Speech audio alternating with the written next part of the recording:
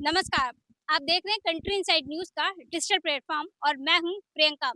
कल ही उत्तर प्रदेश के मुख्यमंत्री योगी आदित्यनाथ पश्चिम बंगाल के कांची दक्षिण विधानसभा पहुंचे थे, जहां उन्होंने एक बार फिर से टीएमसी को लेकर जोरदार हमला बोला है।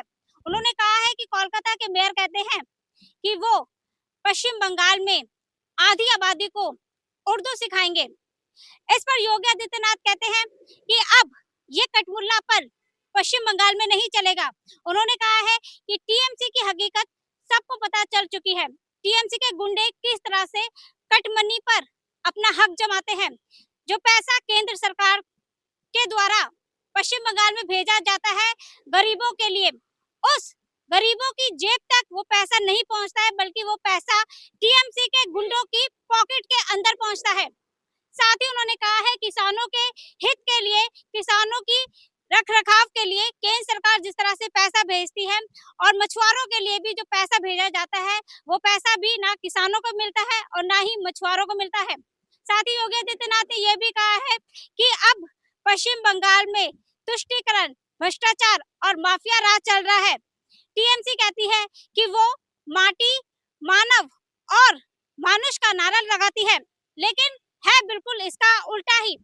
साथ ही इसको लेकर अब ममता बनर्जी ने भी खास तौर पर बीजेपी के ऊपर ये आरोप लगा दिए हैं कि सेंट्रल फोर्स के यहाँ पर आने से, पश्चिम बंगाल में सेंट्रल फोर्स के आने से वहाँ की पश्चिम बंगाल की महिलाओं के साथ अभद्र व्यवहार हो रहा है, उनका अपमान किया जा रहा है। और साथ ही पश्चिम बंगाल की मुख्यमंत्री ममता बनर्जी ने बड़े आरोप लगाए हैं बीजेपी के ऊपर। उन्होंने कहा है कि अगर गलती से भी बीजेपी अगर पश्चिम बंगाल में आती है तो फिर पश्चिम बंगाल को बीजेपी 3 भागों में बांट देगी और इसको लेकर जल्द ही परिसीमन विधायक भी बीजेपी ला सकती है।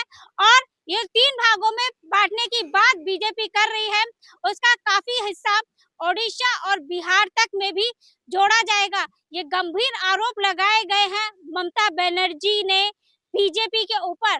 और साथ ही हुमायूं कबीर और एआईएमआईएम का जो गठबंधन था वो भी टूट गया है, क्योंकि कहा जा रहा है कि हुमायूं कबीर का एक स्टिंग ऑपरेशन सामने आया है, जिसमें उन्होंने बीजेपी के आला अधिकारियों के साथ अपने रिश्तों को और गहरा बताया है। और साथ ही कहा है कि 1000 करोड़ की डील हुई है कि किस तरह से टीएमसी को सत्ता से उखाड़ फेंकना है।